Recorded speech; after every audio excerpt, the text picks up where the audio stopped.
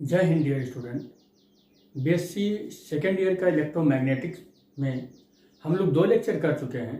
First lecture में हम लोग इंट्रोडक्शन ऑफ चार्ज और सेकेंड लेक्चर में हमने कंप्लीट किया है कि चार्ज से रिलेटेड कौन कौन से ऐसे फिनोमिना हैं जो हम लोग देख सकते हैं, जैसे फ्रिक्शनल इलेक्ट्रिफिकेशन, और उसी में हमने sure test of the force of electrostatics इसका भी देखा था, यूनिट ऑफ चार्ज भी देखा उसी में, और उसका इलेक्ट्रॉन चार्ज का डेफिनेशन क्या होता है और उसका एक्सप्लेनेशन क्या होता है। ये सारी चीजों को हम लोगों ने लेक्चर सेकंड में कंप्लीट किया। इस लेक्चर में हम बात करने वाले हैं बेसिकली कि चार्ज के कौन कौन सी प्रॉपर्टी हो सकते हैं। तो चार्ज के बहुत सारी प्रॉपर्टी हैं, उनमें से कुछ इंपॉर्टेंट प्रॉपर्टी हम यहाँ डिस्कस करने चल रहे हैं, जिसमें हमारा फर्स्ट जो प्रॉपर्टी है, like charge repel each other and unlike charge attract to each other. हमने लेक्चर सेकंड में भी ये प्रॉपर्टी कुछ एक्सपेरिमेंटल डेटा के बिहाफ पर बताया था, जैसे एवोनाइट के रॉड को हमने रब कर किया था फ्लानेल से, और सिल्क के रॉड को वो ग्लास की रॉड को सिल्क पर रब किया था। तो इन सब चीजों से एक टेबल हमने निकाली थी और उस टेबल से भी हमने प्रूव किया था कि कुछ ऐसे एक्सपेरिमेंटल डेटा हैं जिनके भी बेसिस पर हम कह सकते हैं कि जो लाइक चार्जेज हैं, जैसे कि हम कह दें कि पॉजिटिव कोई चार्ज है और पॉजिटिव से, तो इनका रिपल्सन होने वाला है नेगेटिव, नेगेटिव से इनका रिपल्सन होने वाला है। लेकिन अगर हम कहें कि अनलाइक चार्ज है तो अनलाइक चार्ज में नेगेटिव और पॉजिटिव, पॉजिटिव और नेगेटिव, तो इसमें अट्रैक्शन होने वाला है। सेकंड जो इसकी प्रॉपर्टी है, magnitude of the charge negative और द पॉजिटिव। अगर हम कहें कि चाहे जो भी चार्ज हो और उसका मैग्नीट्यूड लें, चाहे वो पॉजिटिव चार्ज का मैग्नीट्यूड हो और चाहे वो नेगेटिव चार्ज का मैग्नीट्यूड हो, प्लस का मतलब है पॉजिटिव चार्ज का मैग्नीट्यूड और माइनस का मतलब है नेगेटिव चार्ज का मैग्नीट्यूड, वो सब के सब क्या होते हैं, इक्वल ही होते हैं। किसके इक्वल होते हैं? 1.6 into 10 to the power -19 coulomb, इसी के इक्वल होता है। लेकिन अगर हम बेसिकली चार्ज के बारे में बात कर रहे हैं तो पॉजिटिव चार्ज और नेगेटिव चार्ज का जो नेचर होता है वो डिफरेंट होता है, बट मैग्नीट्यूड में सेम ही होते हैं। तो जो हमारा थर्ड प्रॉपर्टी बनकर आ रहा है चार्ज का, वो क्या है? The electric charge is additive in nature. तो एडिटिव इन नेचर का मतलब ये हुआ कि अगर कोई बॉडी है हमारे पास, मान लो कि ये एक बॉडी है, इसको हमने अभी दिया है +3 कूलम चार्ज, और फिर एक बॉडी है अभी और इसी को हमने 6 + 6 कूलम चार्ज दे दिया, और इसी में से हमने क्या किया, इसी को हमने क्या किया कि -5 कूलम चार्ज और दे दिया। अब क्या होगा कि +6 कूलम दिया, +3 कूलम दिया, 3 कूलम दिया और -5 कूलम दिया। अब यहां पर क्या होगा कि ये कह रहा है कि किसी भी बॉडी को जो चार्ज आप देते हो वो एडिटिव नेचर का होता है। मतलब अगर मैं इस बॉडी का नेट चार्ज की बात करूं, क्यू नेट की बात करूं, तो क्यू नेट मेरा क्या हो जाएगा? 3 कूलम + 6 कूलम, और ये माइनस में है तो अपने अपने सिंबल के साथ ये होंगे, तो क्योंकि इनका क्या है, एडिटिव नेचर में है, तो अपने रिस्पेक्टिव सिंबल के साथ ही लिए जाएंगे। तो यहाँ पर क्या होगा, यहाँ पर 9 हो जाएगा और -5, और ये कितना हो जाएगा? +4 कूलम। नेट चार्ज इस पर +4 कूलम का हो जाएगा। तो एडिटिव नेचर का मतलब ये हुआ कि किसी भी चार्ज बॉडी में से आप चाहे जितना भी चार्ज दे रहे हो या निकाल रहे हो, तो निकालने को माइनस के साथ लिखेंगे और चार्ज देने को हम प्लस के साथ लिखेंगे, और उनके रिस्पेक्टिव सिंबल के साथ, अलजेब्रिक जो मैथमेटिकली उनको सिंबल दिया गया, उन सिंबल के साथ उनको हम क्या करना है? सम करना है, और उनकी सिंबल के साथ जब उनको सम करेंगे तो नेट चार्ज जो है एक रिजल्ट के टर्म में जो भी आएगा वो उसका एडिटिव नेचर का नेट चार्ज रहेगा। Additive nature, total charge on an object is algebraic sum. यही हमने अभी बताया कि ये अलजेब्रिक सम करते हैं। अलजेब्रिक सम का मतलब होता है कि किसी भी बॉडी को दिया गया जो टोटल चार्ज है, जो भी चार्जेस हैं, उनको उनके रिस्पेक्टिव सिंबल के साथ हम लिखें। तो charges locate at the different point in the object. The fourth point है प्रॉपर्टी ऑफ चार्ज में, the charge is quantized. Charge क्या है? Quantized. That is the charge carried by an object is equal to ± any where n is the integer। Quantize का मतलब क्या होता है? हम क्वांटाइज को कई तरीके से समझ सकते हैं, लेकिन मैं एक बहुत फैमिलियर एग्जांपल दूंगा जिससे आपको बहुत अच्छे से समझ में आ जाएगा क्वांटाइज का मतलब क्या है।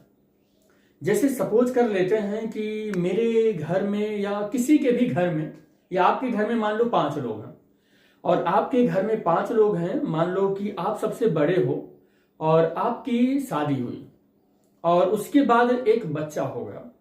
अभी आप घर में 5 लोग थे टोटल, सब लोग मिला के, और एक बच्चा हुआ।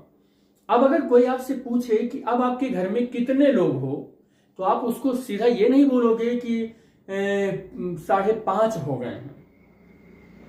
आप किसी के घर में 4 लोग हैं या एक बच्चा हुआ तो ये नहीं बोलेगा 4.5 लोग हैं। या कोई ऐसे किसी अभी 1 मिनट का भी एक बच्चा नहीं है जो अभी आया है हमारे फैमिली में या किसी के भी फैमिली में जो आया है, आप उसको ये नहीं बोल सकते हो कि 3.5 है, 3.25 है, 3.25 है, 1.25 है, 5.2 है, 5.3 है, 4.10 है। जो कुछ भी पॉइंट, अगर आप पॉइंट में या रेशनल नंबर में, डेसिमल पॉइंट में अगर आप शो कराना चाह रहे हो तो उसको नहीं कर सकते हो।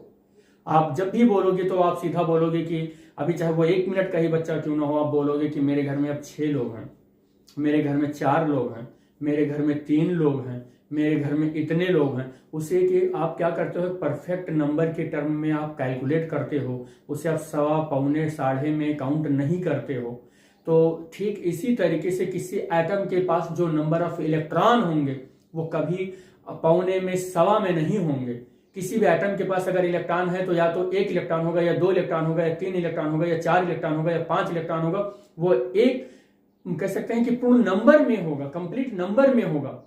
वो ऐसा नहीं कि किसी एटम के पास 3.5 इलेक्ट्रॉन होंगे, या कोई एक एटम किसी दूसरे एटम को इलेक्ट्रॉन देगा तो 1.5 इलेक्ट्रॉन दे सकता है, 3.5 इलेक्ट्रॉन दे सकता है, 4.5 इलेक्ट्रॉन दे सकता है। ऐसा नहीं हो पाएगा। अगर कोई एक एटम दूसरे एटम को इलेक्ट्रॉन देगा तो सिंपल, अगर देगा तो एक ही इलेक्ट्रॉन देगा, लेगा तो एक ही इलेक्ट्रॉन लेगा, देगा तो 2 ही इलेक्ट्रॉन दे सकता है, लेगा तो 2 ही इलेक्ट्रॉन ले सकता है। ऐसा कभी नहीं है कि इलेक्ट्रॉनों का शेयरिंग करे तो 2.5 इलेक्ट्रॉन, 1.25 इलेक्ट्रॉन, 1.25 इलेक्ट्रॉन का, ऐसा कभी पॉसिबल नहीं है। तो ये जो प्रॉपर्टी रखता है कोई भी एटम ये अपने पास इलेक्ट्रॉनों के लिए, उससे बोला जाता है कि उसकी जो ये प्रॉपर्टी है ये क्वांटाइज्ड है, ये फिक्स्ड है। यानी की टर्म में चल सकता है, जहां पर एन जो है एक इंटीजर है जिसकी वैल्यू हम डिसाइड कर रखे हैं 1 2 3 4 5 6 7 ऐसे होगा।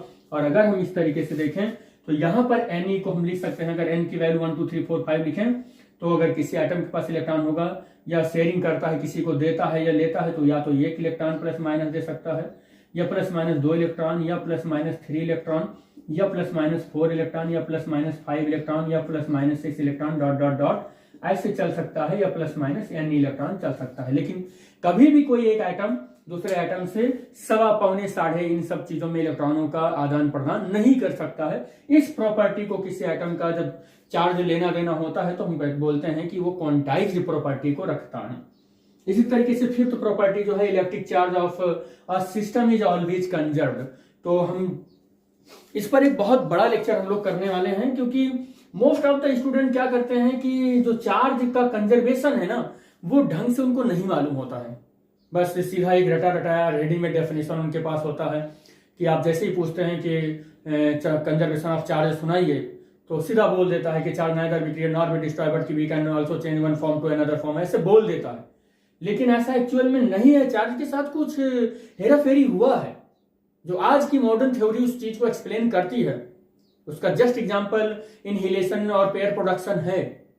वहां पर मैं बताऊंगा कि चार्ज का कंजर्वेशन कैसे होता है। बस इन शॉर्ट यहां पर अगर प्रॉपर्टी हम पढ़ रहे हैं तो इतना जान सकते हैं कि चार्ज हमेशा क्या होता है, कंजर्व होता है। यानी कि कोई एक एटम किसी दूसरे एटम को चार्ज अगर दे रहा है तो जितना ये देगा उतना वो दूसरा एटम एक्सेप्ट करेगा, या दूसरा एटम जितना देगा पहला एटम उतना ही एक्सेप्ट करेगा। ऐसा नहीं है कि इसने 1 इलेक्ट्रॉन को लॉस किया है और जो एक्सेप्टर है वो 2 इलेक्ट्रॉन को वहां पर हो गया हो, या वहां पर पहुंचते आधा इलेक्ट्रॉन हो गया, या किसी एक एटम ने 1 इलेक्ट्रॉन को दिया तो किसी को रिसीव करते करते वहां पर डबल हो गया, या आधा हो गया, पौना हो गया। नहीं, अगर कोई एक एटम 1 इलेक्ट्रॉन को लॉस कर रहा है तो कोई दूसरा एटम जो एक्सेप्टर है वो 1 ही इलेक्ट्रॉन को गेन करेगा।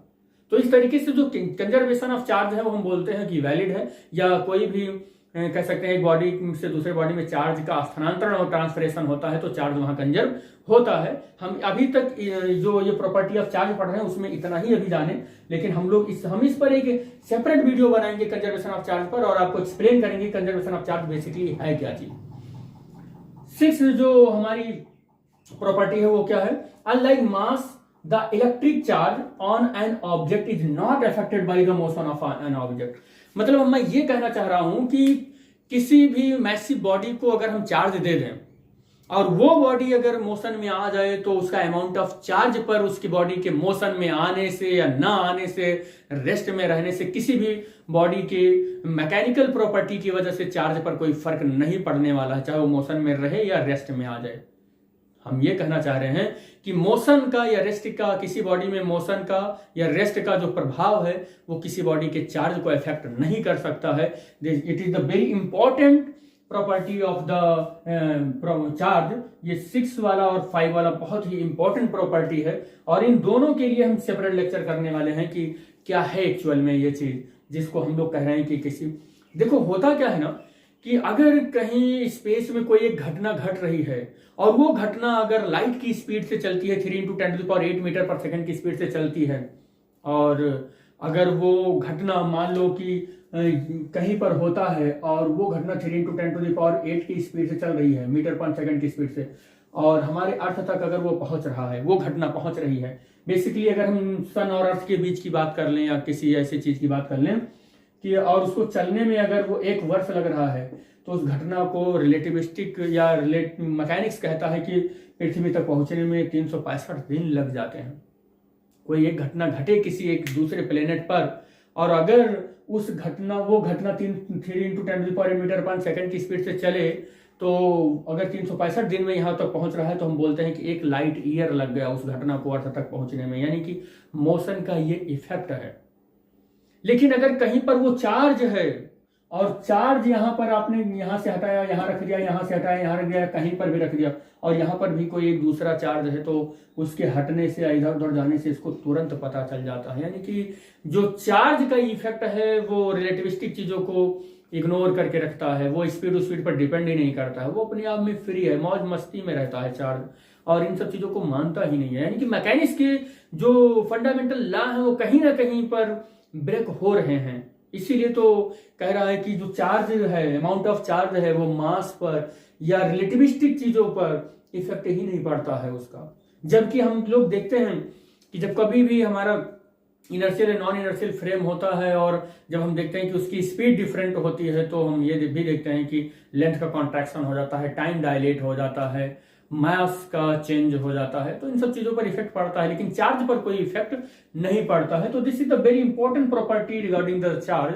तो इस तरीके से प्रॉपर्टी ऑफ चार्ज के 6 पॉइंट यहाँ पर नोट हुए हैं और हम लोग बेसिकली इसका 1-2 लेक्चर देखेंगे और पर्सनली हम उसमें मतलब बताएंगे कि ये कंजर्वेशन ऑफ चार्ज को आप कैसे पढ़ते हो और किस तरीके से कंजर्वेशन ऑफ चार्ज होना चाहिए। और हम ये भी देखेंगे effect of motion on the charge और एक और लेक्चर हम लोग करेंगे इसमें और वो हम करने वाले हैं कि ये जो क्वांटाइज्ड चार्ज इज क्वांटाइज्ड है।